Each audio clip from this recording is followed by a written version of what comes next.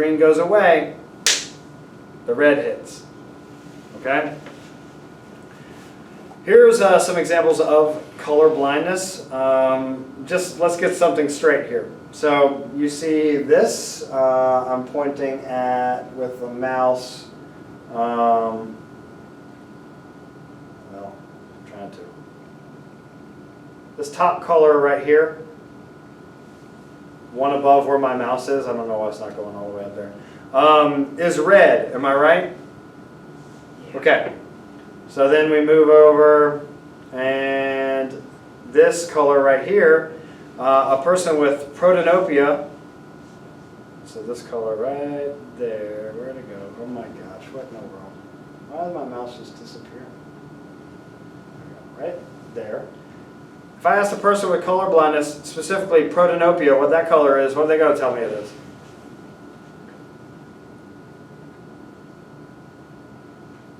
Red. They've seen that color as red their entire lives. That's red to them. Does it get a little muddled? Yeah, whenever when they see red, orange, or yellow, or green, and you have protanopia, color blindness, does it get a little muddled and you can't quite tell sometimes? Yeah, sure. But remember, they've been doing this for their entire lives too. And they're pretty good at it by now. And so they call each one of these colors red, orange, yellow, and green. But it doesn't look like that. They've been calling it that the whole time. So if they try to trick you with that on the AP exam, know that. Know that, you know, they're going to call colors what they truly are. They just don't see them like us. Ooh, that's slow. I guess this is a better one. Color blindness. So if you have trouble seeing this, it's probably not because you are colorblind. You probably need to squint a little bit. You could probably pick up the 17. That's how I do it. All right, trichromatic and opponent process theory both prove color vision on different levels. Hearing, also known as audition. So let's talk about that. You know, sound waves to neural impulses. So our raw data coming in is sound waves. Here's some characteristics of sound waves. Loudness and amplitude are basically the same thing. Decibel is how we measure that. Pitch is the highness or lowness of a sound. Frequency is the rate of vibration past a certain point. And then timbre, which is the hardest thing for me to explain to anybody because I don't necessarily get it. But it is, if the sound wave sounds like it's supposed to, it has good timbre. If it doesn't, it has bad timbre. Like, if I'm playing a flute and it sounds like I'm playing a flute, boom, timbre's good. If I'm playing a flute and the reed is messed up or something like that and it sounds a little bit off, then the timbre is bad. I'm not a musician. It's hard for me to explain that, but it's a distinctive quality of a particular sound. Decibel level gets too high, it's going to hurt your ears. Okay, the path of sound. So we catch sound waves through our pinna, which is our outer ear, pretty much, right? This is a weird, like, little sound catching thing I got on the side of my head. You could actually increase it if you do this. So the part of the ear that collects sound waves, it consists of the pinna, the ear canal, and the eardrum. So the eardrum is this tightly stretched membrane at the end of the ear canal that vibrates when it's hit by sound waves. Then after that, it gets into the middle ear, and it goes through these three little bones called ossicles: the hammer, the anvil, and the stirrup. And all of those things, all right, kind of like catch the frequencies and all that kind of stuff, and then send it to the inner ear. And in the inner ear, this is where transduction happens. This is where sound waves get changed into electrical neural impulses. So we have the cochlea. It's like a cinnamon bun looking thing. The basilar membrane. So it's inside the cochlea, and it has hair cells. And the hair cells are like kind of the sensory receptor cells that we've talked about before, just like taste buds or something like that. There's a little tiny man jackhammering next to a giant ear. It's a good thing to study of how things work through the ear. Types of deafness, we have conduction deafness, can be helped by a hearing aid, and then nerve deafness cannot be helped by a hearing aid, but can be helped by a cochlear implant where you put this magnet on the side of your head and it's a whole device. I have never seen the frequency theory actually asked on the AP exam, so frequency theory or place theory. So I've never seen that before. Now we go into the chemical and body senses. So smell, also known as olfaction. I remember that because I remember an old factory on my face with 2 garage doors. So I remember the name of it. Honestly, this one skips the thalamus, right? It's the only one not sent to the thalamus for like initial reading because it grazes the bottom of your brain. There it is, the olfactory bulb, and it has these, extensions into the nasal cavity, and that's what the air molecules hit. So the molecules hit that, all of a sudden you're like, man, that smells like whatever. And then what probably happens is a memory comes along, or an emotion comes along. Smell is ridiculously tied into emotion and motivation and memories, the limbic system. It's right there. It's connected to the whole thing. So there you go. There's the olfactory bulb. Pheromones give signals about other members of different species and the same species. Human pheromones could be called human chemosignals. Taste buds are the receptors. It kind of has to work with smell. 5 different tastes: sweet, sour, salty, bitter, and umami, just meaning savory. MSG is a good example of that. Meat, cheeses, nature's meat, called mushrooms, and seaweed.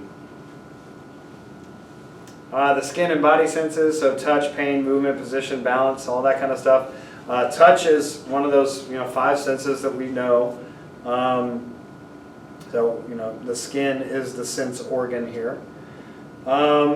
Pain, it is a subjective experience. It's different for everybody.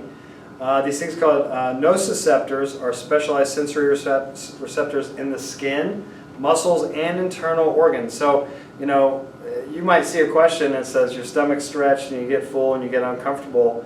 What type of sensory receptor is being activated here? That'd be the nociceptor. Honestly, I remember this: no pain, no gain. No nociceptor. So that's kind of how I remember that. Withdrawal reflex, you don't need to think about it, you just do it. Touching something sharp you'll jerk it back. A delta and C fibers. So A delta fibers are myelinated, meaning it's a very quick transmission. Usually like a little paper cut would be a good example of an A delta fiber nociceptor situation. The C fiber situation is whenever messages are sent to the brain in a slow manner, a chronic manner, where maybe you broke something and you have a little bit of chronic pain, meaning that you don't need to be using that. That is your survival technique coming out of, hey, take it easy. You have tennis elbow right now. You can't throw a spear at that woolly mammoth. Let somebody else do it. So you can sit there and you can heal a little bit. That's what C fibers do. They allow you to understand that we're still in pain. A delta fibers are like, okay, that's immediate pain. Back away from this situation. So know the difference between those two. Gate control theory of pain. Pain is a subjective experience. If I'm feeling fearful or anxious or helpless, pain is going to feel a little bit more intense. If I feel like I'm in control of the situation, I'm doing something for some sort of cultural thing, or I'm smelling good odors, then pain doesn't hurt as bad. It's weird. It's super subjective, and you can really change this whole situation by just your outlook on what's going on. You know, if you fall down and stub your toe or whatever, and you fall right next to a piece of dog crap, and it smells bad, it's going to hurt worse than if you fell into a bed of roses. It would be weird. That's thorny. A field of lavender. Biofeedback is anything that's going to give you some sort of information about what's going on with your body. Acupuncture, ancient Chinese secret, needles in the skin, also like electrodes and stuff like that could be used. Sensitization is an example of never getting used to something. So examples here, chronic pain or phantom limb pain. Kinesthetic sense is where your limbs and everything are in space. We judge those things by these receptors called proprioceptors. Your vestibular sense is actually in your ears, and it tells you where your head is in space. So you have these things called vestibular sacs and semicircular canals, and when I rotate my head, the level of the water or the fluid inside actually stays level, and then it touches on different sides of these things, and it gives a good reading about what's going on with my head in space, my sense of balance. There's everything in one place for you. Senses, great thing to study right here. All right, just really quickly, perception. You know, how we interpret data. First, we do this thing called bottom-up processing, and this is basic, rudimentary stuff. So you look at something and you describe it probably objectively, as in like size and shape and color. So the example always is this flower in a field. You see it, it's taller, it's brighter. You're describing the features first. That's what bottom-up processing is. We usually do this, though, top-down processing, where everything we've ever experienced in our entire minds are, you know, judging the senses. The senses that are coming in are being judged upon that. So it's actually working from themes down to the features. That's what top-down processing is. Everything that's ever happened to us affects what we think about things now. So, you know, parapsychology is all that weird stuff like telekinesis and precognition and clairvoyance. Know that all of those things are called parapsychology. Here's bottom-up processing and top-down processing in one place. Again, bottom-up working from features up to themes, top-down working from themes down to features. Gestalt psychology is just this pretty simple thing that we see things as a whole, not parts. That's what we do as humans.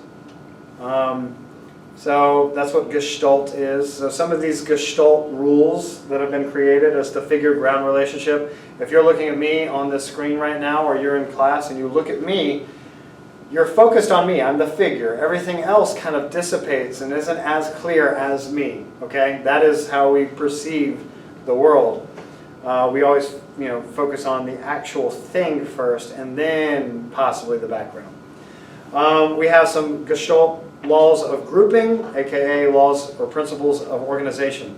If they look the same, they must be in a group.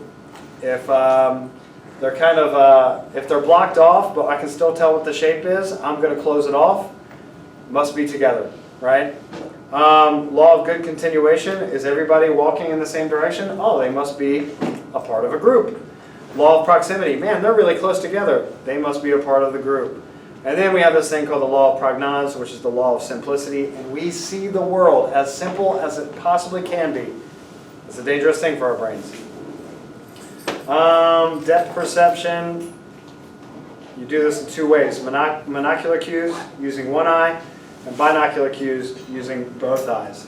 And then, honestly, the rest of it is kind of silly. You know, induced motion is where I make an illusion of whatever moving. And then stroboscopic motion is pretty much like a strobe light. That's it, really. So, good luck, everybody. Unit 3. I'll catch you later. Bye-bye. So long. Be careful.